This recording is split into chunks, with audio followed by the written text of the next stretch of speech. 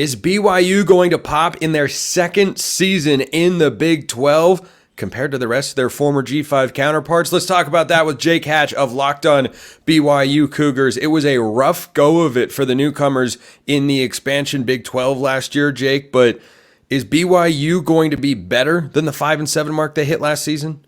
Well, they're hoping so, because here's the thing. They started that season 5-2 in 2023 and then had a 5-game losing streak and missed out on a bowl game. And that does not sit right with anybody in Provo right now, but they have got to find a way to get to that 6-win mark. The only concern I've got is got a very, very daunting schedule looking at 2024. Yeah, you look at the way their schedule shakes out, and you start with the Salukis of Southern Illinois at Lavelle Edwards Stadium in beautiful Provo, at SMU, at Wyoming. Look, I'm not saying it's a gauntlet of a non-conference slate, but I wouldn't consider it a cakewalk and 3 easy wins there. You got 1 easy win in 2 games you could very well lose. But what's this roster looking like for Kalani, Sitake, and the Cougars? How competitive is it compared to the rest of the rosters in the Big 12?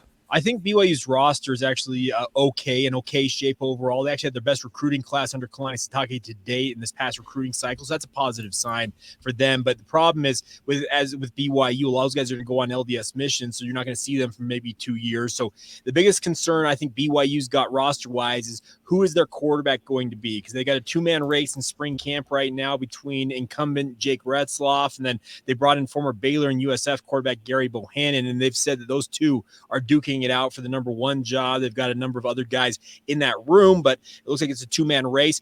Outside of that, though, BYU's got a pretty strong roster. It feels like they've done a good job kind of stocking it with depth.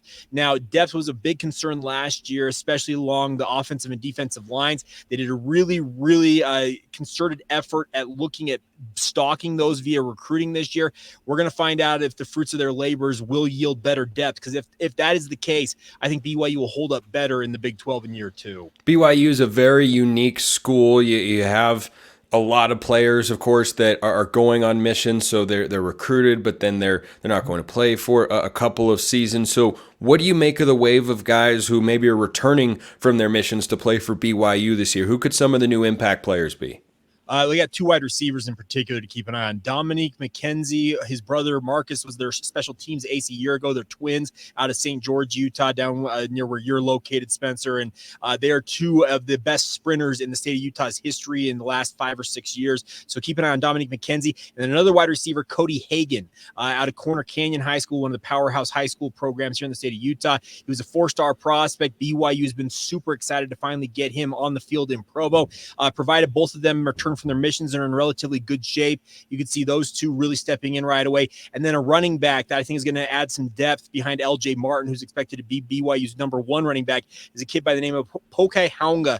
He is from Provo, played at Timpview High School just up the street from BYU. Similar to Hagan, has not stepped foot on BYU's campus yet after serving that mission. But those 3 players in particular are ones to keep an eye on. And then along the offensive front, a guy by the name of Joe Brown, maybe the most generic name in all of college football. But BYU is very excited to have this kid. He's from Lone Peak High School, another local product here in the state of Utah. But they think that he has a potential to start potentially as early as game 1 this fall. He's that talented of an O-lineman. I heard a rumor that when they were figuring out how to identify unnamed dead bodies in crime scene investigations, the finalists were John Doe and Joe Brown. It was a running gun battle between the 2, but that's a name to keep an eye on there in Provo this year. Receivers are only as good as the quarterback that can get them the ball, right? And look, from the outside, you look at Gary Bohannon, and it's not blowing you away.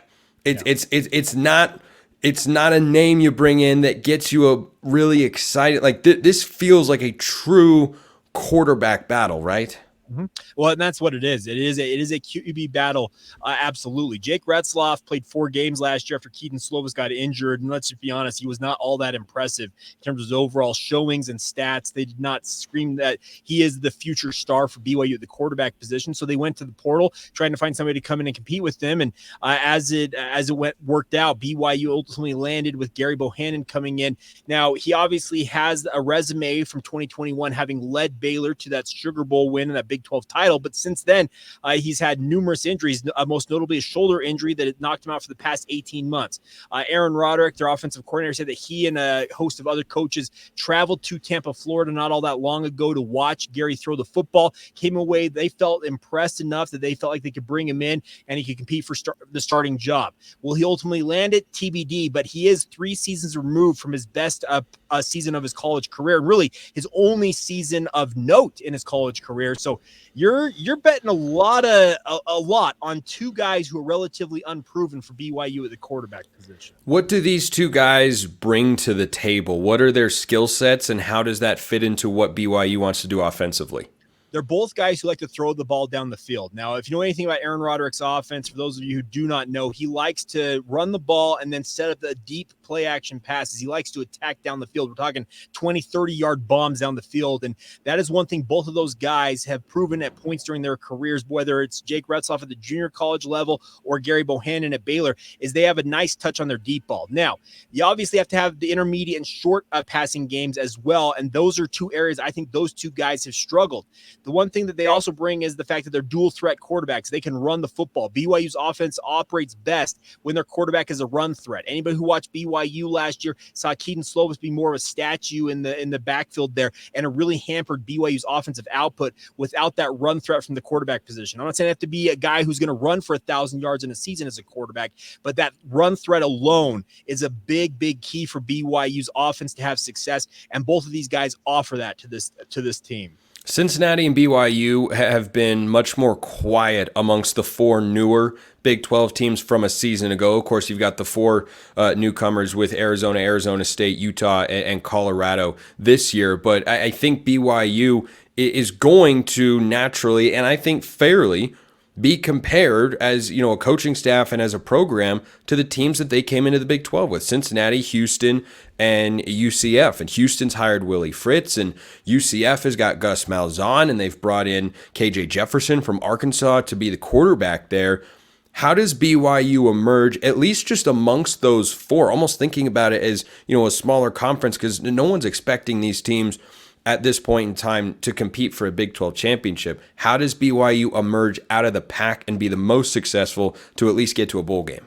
They need to get back to doing what they did with Zach Wilson and Jaron Hall under center. And what that is having a hard-nosed running game. When Jeff Grimes was their offensive coordinator and O-line coach at BYU before departing for Baylor, he always talked about his offensive line needs to be the quote-unquote tip of the spear. And what he meant by that is that O-line has to be the best unit on the field for BYU. They got to be able to own the line of scrimmage, opening holes for BYU's running backs, and obviously giving protection to BYU's quarterbacks to get the ball down the field. Last year, frankly, the offensive line was abysmal. It was just not good enough for BYU standards, and they suffered as a result. The running game was absolutely putrid for most of the season. The passing game was really kind of what BYU relied upon, but they need to get back to running the football. They got to get back to being that physical team that a lot of people associate BYU's brand under Kalani Sitake with. They were anything but last year. They can get back to more of that this year, and so far through spring camp, they've really kind of honed in on wanting to be a far more physical team. If they can do that, they can become a quote-unquote sledgehammer type team. That could go a long way to helping BYU have success this fall.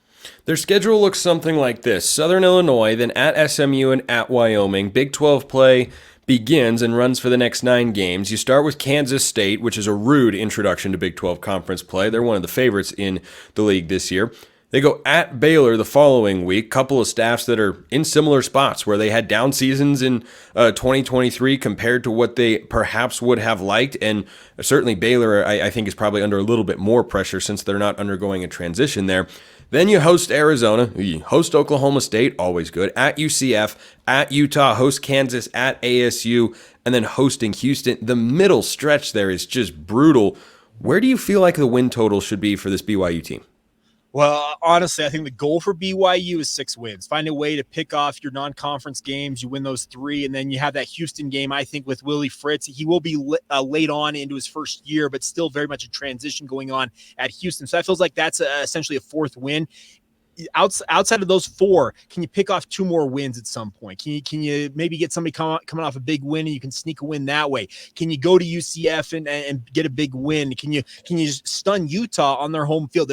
you got to find a way to win 2 games outside of those 4 that I already mentioned. And that's the big goal for BYU is they want to get back to the postseason. They don't want to go bowlless for a second straight year. This is a program since the turn of the century, so going back to 2000, BYU's only missed out on the postseason 5 times, and 2 of those seasons are in the past 18 years. They had 3 in a row from 02 to 04. So they do not miss out on the bowl season, and they don't want to miss out on for a second straight year. So I think, frankly, the goal is find a way to get to 6 wins.